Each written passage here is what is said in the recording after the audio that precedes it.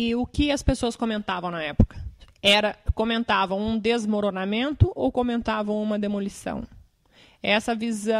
Porque essa visão dos fatos, né, como foram se sucedendo, talvez as pessoas da comunidade em geral não tivessem acesso a isso.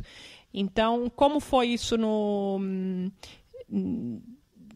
na imagem que as pessoas tiveram do prédio? Uma demolição, uma ação intencional ou um desmoronamento? Olha, eu acho assim que as pessoas elas ficaram mais com a visão de desmoronamento, porque eu acho que uma das coisas que hoje em dia, naquela época não se falava, porque vocês que são das gerações mais novas, principalmente as mais novas agora, ouvem falar uma palavra que eu acho que é uma palavra lindíssima, cidadania. Então, na época,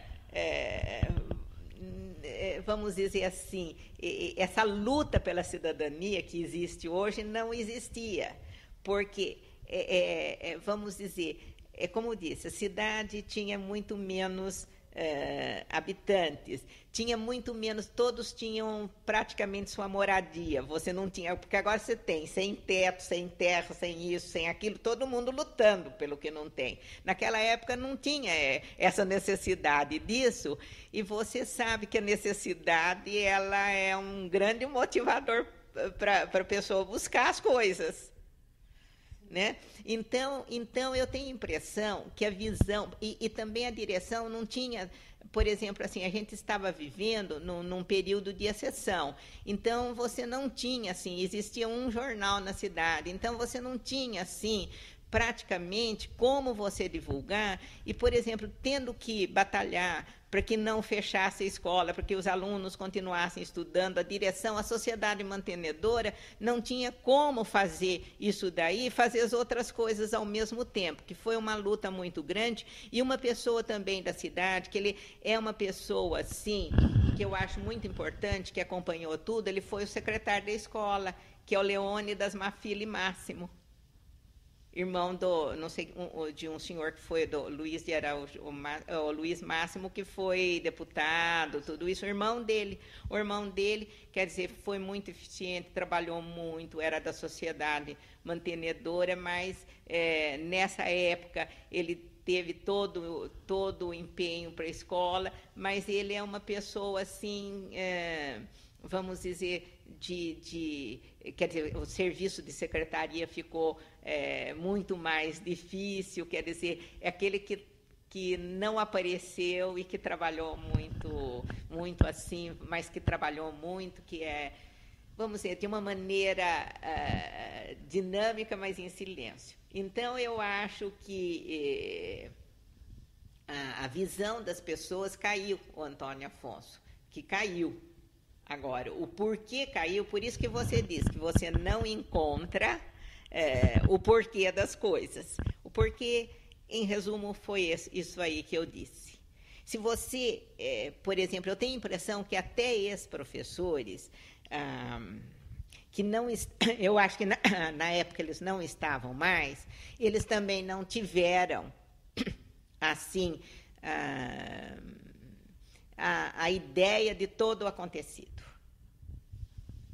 Porque foi assim, para a sociedade mantenedora, para o pessoal que estava lá, como eu disse, eu por causa de outros compromissos profissionais, tudo, eu já não estava mais lecionando, mas estava ligada ao pessoal da mantenedora, tanto que quando foi prestar o depoimento na delegacia, a diretora falou, se você não se importa, e eu não me importei, eu fui com ela para São Paulo para ceder instalações para funcionar a escola, porque eu estive muito ligada à escola. Mas eu tenho a impressão que outros colegas que já não estavam mais lecionando lá, eles não tiveram ideia de todo o acontecido. Em poucas linhas foi isso.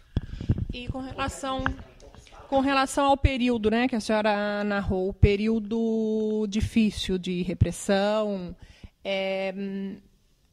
A senhora acha que teve alguma influência no fato das pessoas se omitirem? Porque, então, pelo que a senhora narra, existia já uma situação muito degradada das instalações, do prédio.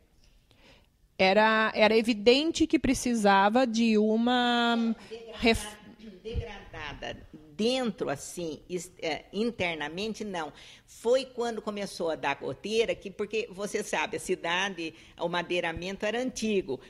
Mesma coisa que aconteceu com o museu, que foi trocado, lembra que foi trocado primeiro o telhado, foi de lá, porque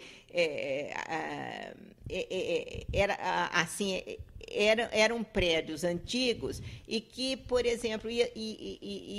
Então, o telhado era degradado, vamos dizer, precisava de uma manutenção no telhado. Exatamente. O estado geral do prédio, o que a senhora lembra do prédio como instalação? Não. Assim, por exemplo, na parte de elétrica, de hidráulica, de pintura, na parte de conservação, assim, não era degradado, não. Ele funcionava porque, quer dizer, conservava, vamos supor, as salas, na vez de... elas tinham aquelas tábuas grandes, aquele assoalho lá, mas, por exemplo, ele era conservado. É